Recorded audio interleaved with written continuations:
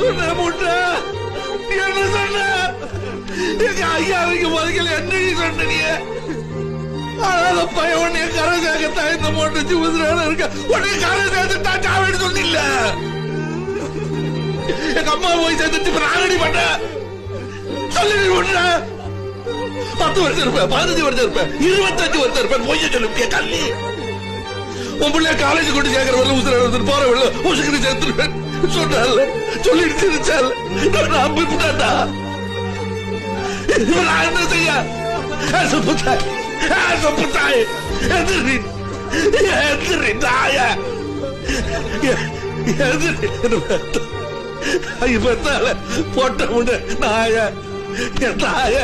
என்ன பெத்தால நான் என்ன செய்ய விட்டுட்டு போயிட்டாடா நாய